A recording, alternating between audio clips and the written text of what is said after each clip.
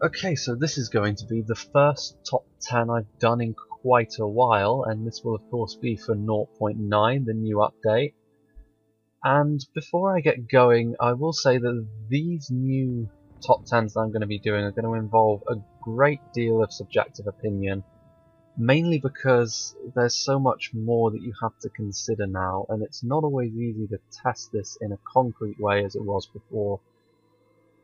Today I'm going to be doing the top 10 heavy cavalry, mainly because it's one of the easier ones to test, as I've noticed, and it is also a significant part of what the new update is all about, particularly in field battles. And really the thing that I have to consider with all of these units is they're now intended for different roles. For example, the shock infantry, not all of it is good versus armor.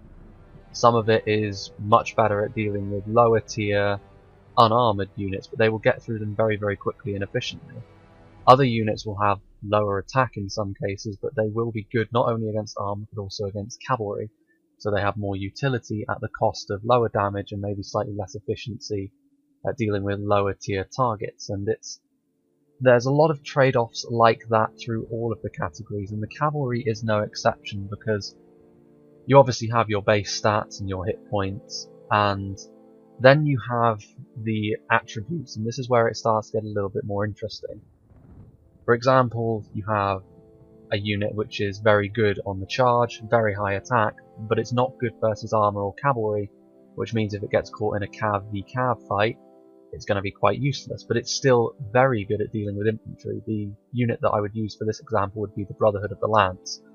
It's pretty fragile if you catch it with cavalry because they don't have shields, yet off a charge and with their attack they are very, very strong. They aren't in the top 10, I have to say, but I'll get on to my reasons for that in a bit. Another unit which won't be in the top 10, and I'll explain why now, are the mounted Witch Realm Inquisitors and the mounted Temple Inquisitors, mainly because they are very focused towards cav versus cav combat, and also there aren't really enough of them in the unit in order to make that more viable. Mordor, they work well when they're in their respective rosters, but as a singular cav unit they were beaten by quite a lot of stuff I noticed, in addition to being outperformed by a lot of other cav units in dealing with infantry lines. So we'll get going, and I'll explain my reasons as we go, but again, you have to remember that there's a lot of subjective opinion in this as well, and we'll deal with that as it comes, I guess. But we'll start off with number 10. So we'll start off with the Warlords of Umbar, and their stats are as follows. They have 21 attack, 39 defense, and 20 charge. They have 2 hit points. They are good versus cavalry and armor and in deserts. They cause fear in the enemy ranks, and they have excellent morale and armor. This is an interesting unit to start off with because it is a little bit different to a lot of the other units on this list, in that it is focused a little bit more on attack than defense. They are good versus cavalry and armor, which is a real theme throughout. Like, most of the units on this list will be good versus both, and those that aren't good versus both have some other role that they fulfill. But we'll get onto that when we come to it. Really, the Warlords of Umbar are a very, very devastating cav unit if you use them correctly. The problem that Umbar often have, of course, is that you can't really back them up too easily. The only other cav unit that you have available to you are standard merchants. So in a mass cav battle you will often find yourself coming out second. Having said that, if you are up against a non-cav focused faction, bringing these guys can cause the enemy a real problem because they are so difficult to take down. Having said that, they aren't quite as difficult to take down as pretty much every other unit on this list, and this is why they can't get any higher. Their defense is low enough that they could be considered quite fragile next to some of the other units on this list, and that can really make a real difference. And also I would suggest that Umbar are the only non-cav focused, or at least faction that doesn't focus heavily on cav in some way, that have got a unit on this list. So the Warlords of Umbar are a bit of an outlier within their own faction and within this list as a whole, but they are nonetheless incredibly devastating if they are used correctly. Now we'll move on to number 9. So we have the Rohan Nobles, and their stats are as follows: 17 attack, 44 defense, 16 charge and 2 hit points. They inspire nearby allies, they're good versus cav and armor, and have excellent armor, stamina and morale.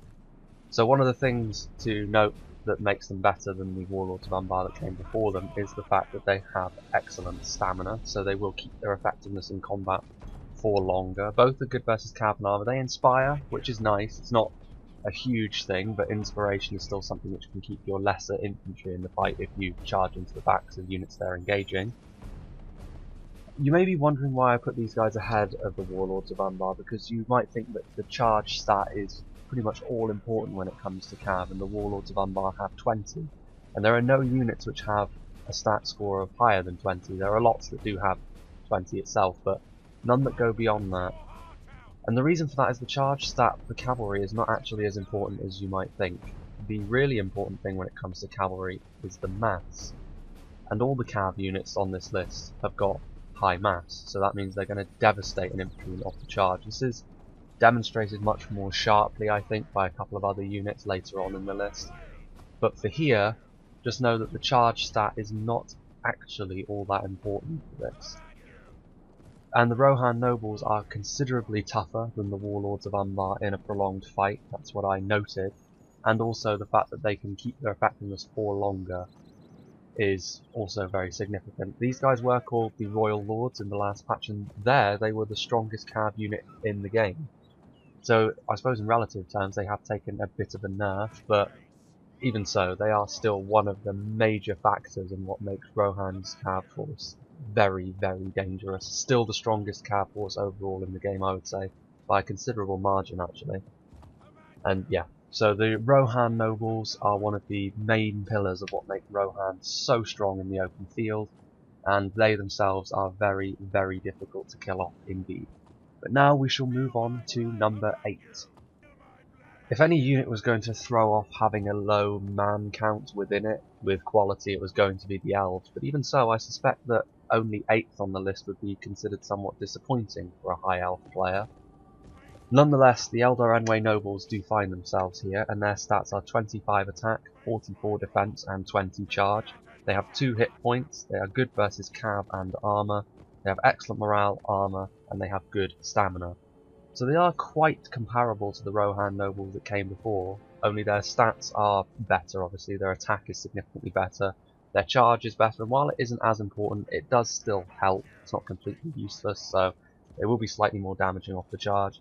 They don't have as good armor, but nonetheless the higher attack score means that they are very, very dangerous, and the High Elves will still have to use their cavalry and mounted units in an open field to, quite frankly, it's difficult to use the Elves in an open field now, the High Elves I think, because you need to use your cavalry to good effect. Yet there are factions which can overwhelm your numbers, so you've got to be careful. Nonetheless, the Eldar Enway nobles are still a very, very strong Cav unit. In terms of stats, they are very strong. Really, one of the main things that lets them down is they do have fewer men in the unit, and they are slightly more fragile than some of their peers that come later on. Nonetheless, they do still earn a spot on the list. I suspect that the Elves might need a little something extra. Like the Eldar Enway nobles, I feel like the High Elves would be better as a faction if they were a little better. The central Cav unit in their faction being a little stronger, but nonetheless, they are still keeping some very elite company indeed here. And of course they still look like the Eldar Enway nobles have always looked pretty good. One of the OG units. So now we shall move on to number 7. I really don't know what to make of Rune, to be honest with you. In some facts, in some areas they're very, very strong, and Cav is one of them, but also their Cav is kind of weird in a way.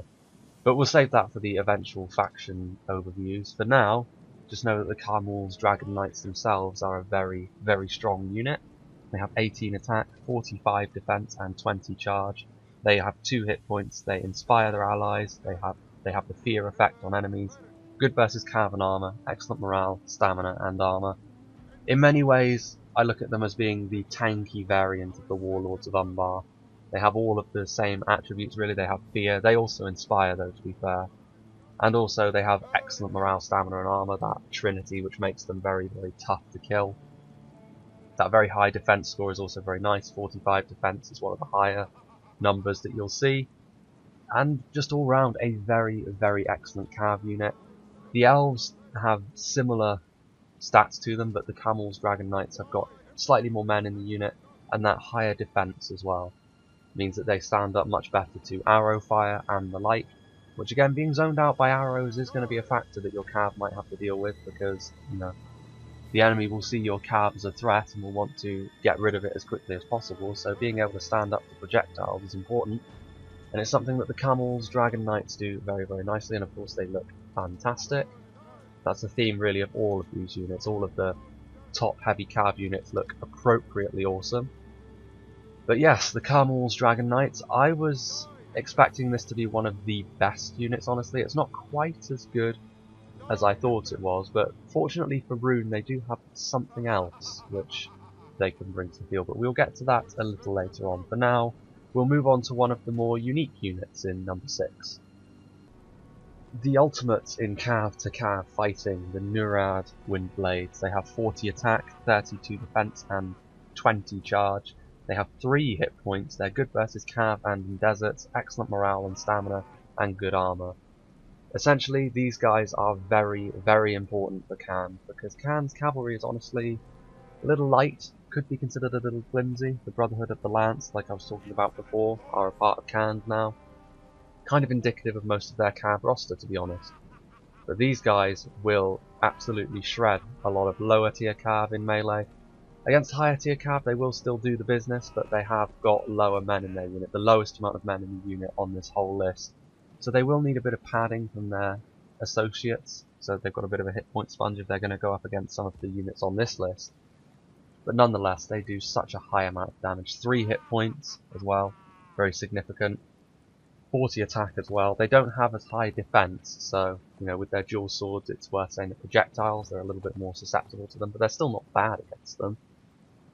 Certainly one of the things that you're going to be using as Khan, very important unit for you. There aren't very many of them though, and really that's the key to not having them be propelled higher on the list. They are dependent on other units around them to get the most out of them in a real battle situation. 1v1 they will still beat a lot of units on this list, but there are several that they won't, so that's worth mentioning as well. They will need backup, but even so, it's still a very, very dangerous unit for Khan. And it's somewhat unique on this list in the sense that they are more built for pure cav to cav engagements. There aren't really enough of them to be charging into the enemy. They still can get a nice charge off, but the mass of them, as I was talking about with the Witch Realm Inquisitors, that sort of unit, they won't do quite as much damage because there aren't as many men in the unit because there isn't as much mass. So they will still do a lot of damage off the charge, but their main purpose is winning Khan, the cavalry fight, and they will do that the vast majority of the time. You really need to be careful. Even Rohan will need to single these guys out and deal with them quickly, otherwise they will start to shred through some of your key units. Now though, we shall move on to the top 5.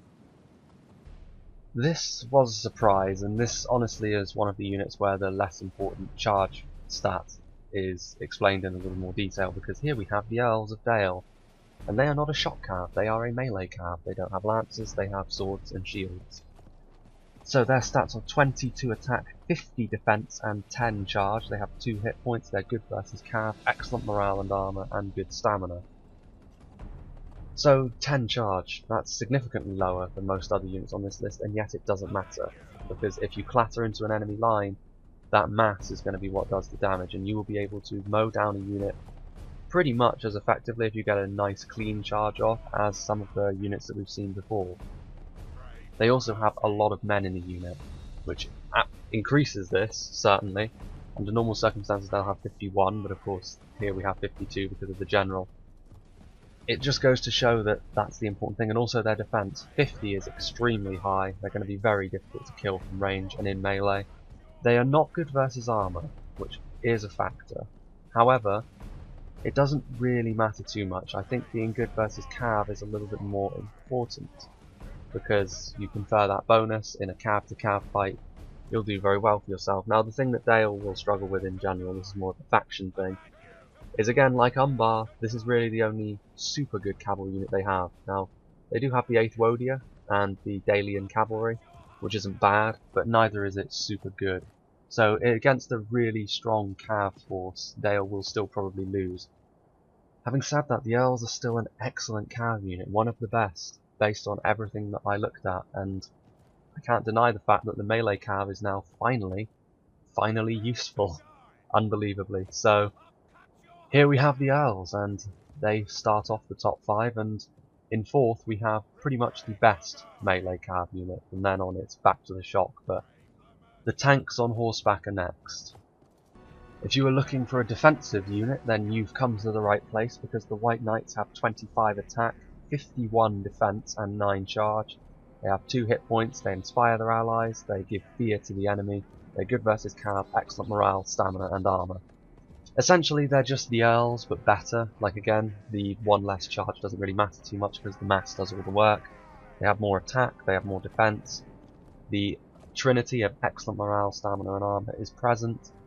Fear as well, so off the charge they'll cause nice fear to enemy infantry. And also they fit into their faction a little better, I think, because the White Knights surrounded by Knights of the Silver Swan is one of the more scary cav forces you can go up against. Really only Rohan and Canned can boast an objectively better cav force than that, I think, and even then Canned might struggle. They rely on their wind blades an awful lot, and I'm not sure the hit point sponge will be enough to save them from the attack that Dol Amroth can bring to bear. And the White Knights, mounted Haven Guard with sword and board, very, very strong. It's the highest defense score on this list. Really the thing that lets them down a little bit next to the units which are to come is the fact that they aren't quite as good all round. Like, the White Knights are excellent in cav to cav, and they are good at charging of course, but the other units that are on this list have something that little extra. And again, the better shock infantry, the 3 best shock infantry, still manage to have that all-round goodness, essentially. Because the White Knights still do, in a prolonged melee with stuff like infantry, again, not being good versus armor isn't as big as not being good against cavalry. And they do manage to overcome not being good against armor with all of their awesome stats and such. But in my opinion, the 3 units that are to come are currently the best heavy cav units that you can pick, and we'll start off with honestly the most surprising one in number 3. This was a unit I did not expect to make it, but on closer inspection I realised how good they actually were. It's the Runic Bodyguard. They have 18 attack, 49 defense and 18 charge. They have 2 hit points, good versus cav and armor, cause fear, excellent morale and armor. There's nothing that really stands out there compared to the units that we've seen so far, higher up the list, as it were, particularly with the White Knights, but what really makes them amazing is the fact that they are a shock cav with 48 men in the unit. Now, I should say that I'm on large unit scaling, which is usually the one that is used, I think, but they have the most men in the unit of any shock cav that we've seen so far. Now, they don't have shields, so that is a factor, but it's not a huge one. Their defense is still 49, so they're still going to absorb projectile fire that isn't crossbow bolts at close range very nicely. Yeah, the charge these guys can get is absolutely lethal, and in prolonged melee with cavalry, their numbers really do come into it. It's a similar fact here with the Earls, really, only with these guys, it's more of an all-round package. They're good versus armor, again.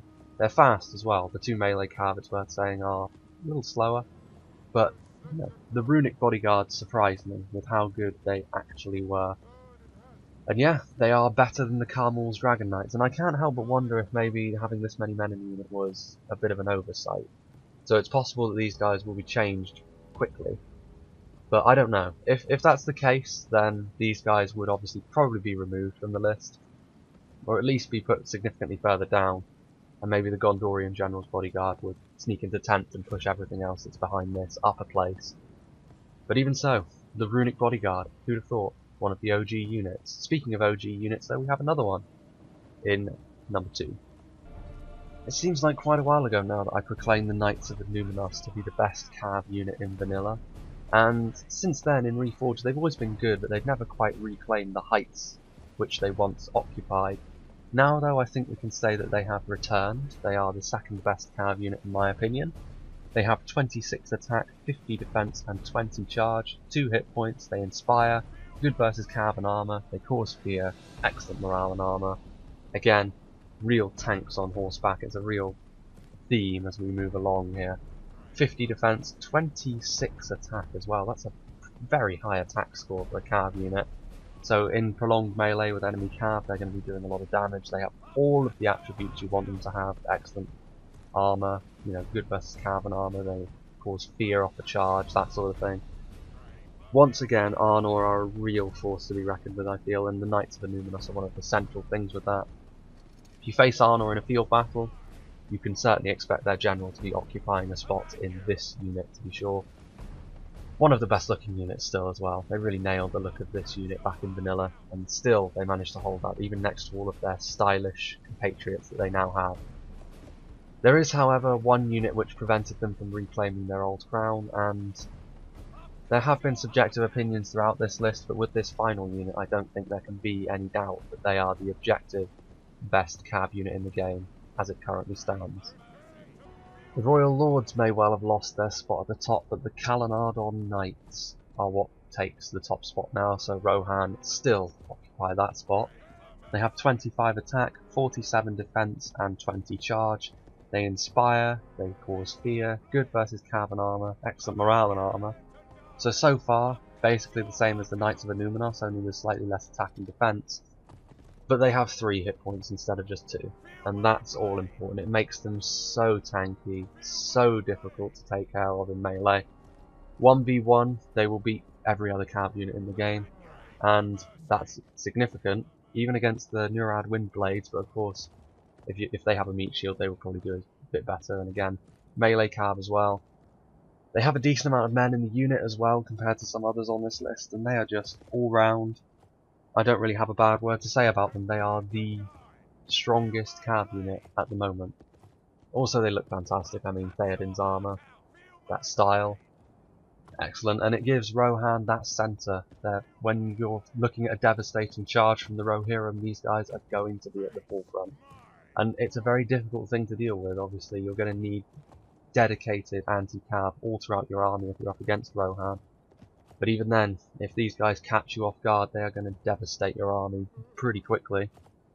Rohan, I would say, are still one of the strongest, if not the strongest faction, and it could be in no small part due to this one unit, because it's so difficult to take care of. I don't think it's overpowered though, because they still have the same significant weaknesses that all other cav do, it's just that they are tougher in and of themselves.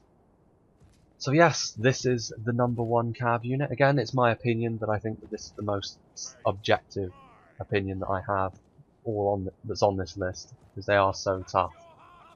So that was the top 10 cav. Lots of new units, some returning units, some original units as well. So next, in terms of top 10s, I'll be doing the shock infantry. Again, there's a lot to consider with that though, so that may take a bit, maybe sometime in the next week or so. And obviously I'll keep doing some replays and hopefully do a few more quality versus quantity videos as well.